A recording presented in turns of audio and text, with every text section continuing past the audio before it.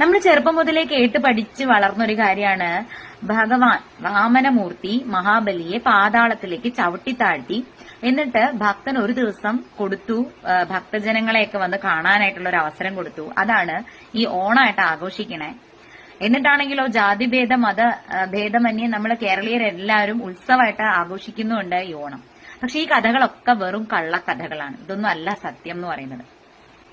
ഒന്നാമത്തേത്, നമ്മുടെ ഭാരതമെമ്പാടും ഈ തിരുവോണമായിട്ട് ആഘോഷിക്കുന്ന ഈ ദിവസം വാമന ജയന്തിയാണ്. അതായത് ഭഗവാന്റെ പ്രധാനപ്പെട്ട 10 അവതാരങ്ങളിൽ ഒന്നായിട്ടുള്ള വാമനമൂർത്തി അവതരിച്ച ദിവസമാണ്. കശ്യപന്റെയും അതിഥിയുടെയും പുത്രനായിട്ട് അവതരിച്ച ദിവസമാണ്. അദ്ദേഹത്തിന്റെ നക്ഷത്രം തന്നെ തിരുവോണം നക്ഷത്രമാണ്. ഭഗവാൻ തന്റെ ഭക്തന് അനുഗ്രഹം കൊടുക്കാൻ വേണ്ടിയിട്ടും കൂടിയാണ് അവതരിച്ചത്. ഭാരതത്തിലെ ഏറ്റവും പഴക്കം ചെന്ന ക്ഷേത്രങ്ങളിൽ ഒന്നാണ് കാഞ്ചീപുരത്തുള്ള ഉലകളന്ത പെരുമാൾ ക്ഷേത്രം.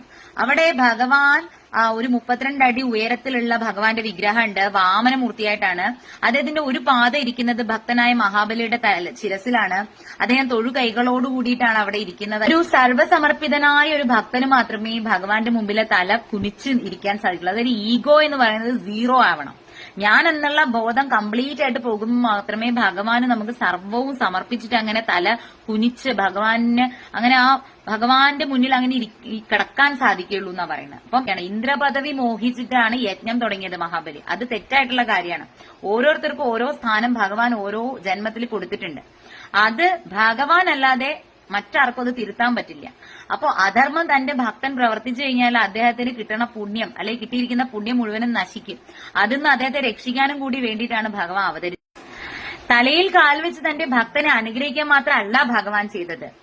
ഏറ്റവും സുന്ദരമായ, സ്വർഗത്തെക്കാളും സുന്ദരമായിട്ടുള്ള സുതലം എന്നുള്ള മനോഹരമായ ലോകത്തിന്റെ ചക്രവർത്തിയായിട്ട് മഹാബലിയെ നിയമിച്ചു. എന്നിട്ട് ആ ലോകത്തിന്റെ ആ രാജ്യത്തിന്റെ കാവൽക്കാരനായിട്ട് വാമനമൂർത്തിയാണ് ഇപ്പോഴും നിൽക്കുന്നതെന്നാ പറയുന്നത്. അതായത് തന്റെ ഭക്തന് കാവലായിട്ട് നിൽക്കുകയാണ് ഭഗവാൻ.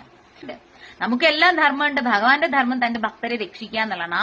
ആ കാര്യമാണ് ഭഗവാൻ ചെയ്തത്. ഇനി ഈ സ്കൂളിലൊക്കെ ഈ കഥ പഠിപ്പിക്കുമ്പോ കുട്ടികൾക്ക് പറഞ്ഞു കൊടുക്കാൻ പറയണം, ടീച്ചർമാരെ തിരുത്താൻ പറയണം. അതായത് പറയണം, മഹാബലിയെ ചവിട്ടി താഴ്ത്തിയിട്ടില്ല ആ വാമനമൂർത്തി, സുതലം എന്നുള്ള മനോഹരമായ രാജ്യം കൊടുക്കുകയാണ്, ആ ഒരു ലോകം കൊടുക്കുകയാണ് ചെയ്തത്. മാത്രമല്ല അടുത്ത മന്വന്തരത്തിലെ ഇന്ദ്രപദവിയും കൂടി കൊടുത്തിട്ടുണ്ട്. ഇത് അറിയാത്തവരെ മറ്റുള്ളവർക്ക് പറഞ്ഞു കൊടുക്കുക. എന്നിട്ട് ഈ ചവിട്ടി താഴ്ത്തിയ കഥയെ നമുക്ക് അങ്ങോട്ട് പാറ്റ ഒഴിവാക്കണം. ഓക്കെ, എല്ലാവർക്കും വാമനമൂർത്തിയായി ഭഗവാന്റെ അനുഗ്രഹം ഉണ്ടാവട്ടെ. എല്ലാവർക്കും ഓണാശംസകൾ. സർവം ശ്രീ രാധാകൃഷ്ണാർപ്പണമസ്തു. ജയ ശ്രീ രാധേ രാധേ.